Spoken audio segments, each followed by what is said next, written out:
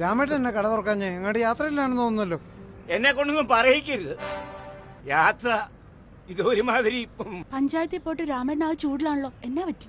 എങ്ങനെ ചൂടാകാതിരിക്കും? വീടിനുള്ള പെർമിറ്റിന് പഞ്ചായത്തിൽ പോയതാ. എന്നിട്ട് കിട്ടിയില്ലേ? ഞങ്ങളുടെ ഇടത് സർക്കാരാ ഭരിക്കുന്നത്, എല്ലാം ഫാസ്റ്റ് ആയിട്ട് നടക്കും. ഒലക്ക 13,000 രൂപ ഫീസ് അടക്കണം. 13,000 രൂപയോ? ഞാൻ വീട് വെച്ചപ്പോ 500 രൂപയുള്ളായിരുന്നല്ലോ പെർമിറ്റ് ഫീസ്. അത് നേരത്തെ.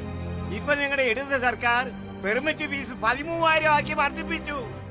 പോരാഞ്ഞിട്ട് പെർമിറ്റിനുള്ള അപേക്ഷാ ഫീസ് 30 രൂപ ആയിരുന്നത് 1000 രൂപ ആക്കി. പിന്നെ എങ്ങനെ ചൂടാകാതിരിക്കും? ജനങ്ങളെ ബുദ്ധിമുട്ടിക്കാൻ കേന്ദ്രവും കേരളവും ഒറ്റ കൈയാണല്ലോ. പെർമിറ്റ് ഫീസ് മാത്രമല്ല ഇവരുടെ ഇട സർക്കാർ കൂട്ടിയത്. വൈദ്യുതി ചാർജ് കൂട്ടി, വെള്ളക്കരം കൂട്ടി, എല്ലാ പെർമിറ്റുകളുടെയും ഫീസ് കൂട്ടി, ഭൂനികുതി കൂട്ടി, കെട്ടിട നികുതി എല്ലാ വർഷവും 5% വർദ്ധിപ്പിച്ചു. ഇനി എന്തെങ്കിലും വർദ്ധിപ്പിക്കാനുണ്ടോ? ഇനിയും ഉണ്ടേ. ഭൂമിയുടെ രജിസ്ട്രേഷൻ ഫീസ് കൂട്ടി, ബസ് ചാർജ് കൂട്ടി, പെട്രോളിനും ഡീസലിനും ലിറ്ററിന് 2 രൂപ അധിക സെസ് ഏർപ്പെടുത്തി. പെട്രോളിനും ഡീസലിനും സെസ് ഏർപ്പെടുത്തിയതേ പെൻഷൻ കൊടുക്കാനാ. അതിന് കുറ്റം പറയല്ലേ? എന്നിട്ട് പെൻഷൻ കൊടുത്തോ? 7 മാസമാണ് കുടിശ്ശിക. ഓ, നിങ്ങളുടെ പറച്ചിൽ കേട്ടാത്തൊന്നും ആദ്യമായിട്ടാ പെൻഷൻ മുടങ്ങുന്നതെന്ന്. ഒന്ന് വേടാവേ. പെൻഷൻ വിതരണം ബാങ്കിലേക്ക് മാറ്റിയപ്പോഴുള്ള സാങ്കേതിക പ്രശ്നങ്ങളുടെ പേരിൽ 3 മാസം വരെ. എന്ന് ആര് പറഞ്ഞു? നിങ്ങളുടെ ധനകാര്യമന്ത്രി നിയമസഭയിൽ അവതരിപ്പിച്ച ബജറ്റ് രേഖയിൽ. അതങ്ങനെയാണോ? ആ, അതും അങ്ങനെ തന്നെ.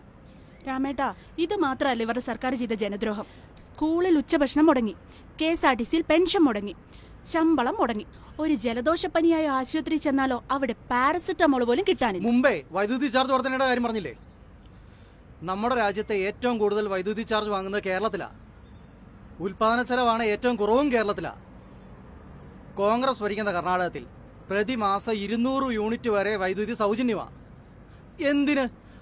നമ്മുടെ തൊട്ടടുത്ത് കിടക്കുന്ന തമിഴ്നാട്ടിൽ കർഷകർക്ക് വൈദ്യുതി സൗജന്യമാണ്. ചാർജ് വർധന മാത്രമോ? വൈദ്യുതി ബോർഡ് തന്നെ ഇവര് കട്ടുമുടിച്ചില്ലേ? ഉമ്മൻചാണ്ടി അധികാരം ഒഴിയുമ്പോൾ 3000 കോടി വൈദ്യുതി ബോർഡിൽ മിച്ചമുണ്ടായിരുന്നു. ഇന്നോ 4000 കോടിയുടെ സഞ്ചിത നഷ്ടം. എങ്ങനെ നഷ്ടമുണ്ടാകാതിരിക്കും? കട്ടുമുടിക്കുകയല്ലേ? ജനങ്ങളെ ഞെക്കിപ്പിഴിഞ്ഞ് സർക്കാർ ദൂർത്ത് നടത്തുക. മുഖ്യമന്ത്രിക്കും കുടുംബത്തിനും മന്ത്രിമാർക്കും വിദേശയാത്ര നടത്താനും മുഖ്യന്റെ വീട്ടിലെ പശുവിനെ പാട്ട് കേൾപ്പിക്കാനുള്ള പണത്തിന് വേണ്ടി ജനങ്ങളെ ദ്രോഹിക്കുന്നു, അല്ലാതെന്നാ? അപ്പൊ ഇതാണ് ഇവന്മാരുടെ ജനകീയ സർക്കാർ. ഇതൊരുമാതിരി പിച്ചച്ചട്ടിയിൽ കൈയിട്ട് വാരുന്ന പോലെയാ. ഈ തെരഞ്ഞെടുപ്പിൽ ഇവന്മാരെ ഒരു പാഠം പഠിപ്പിക്കണം. എങ്ങനെയാ രാമേട്ടാ? നമ്മുടെ ഓരോ വോട്ടും ഈ സർക്കാരിനെതിരെയുള്ള പ്രതിഷേധമാവണം. നാടിന് നന്മയുണ്ടാവണമെങ്കിൽ കോൺഗ്രസ് അധികാരത്തിൽ വരണം.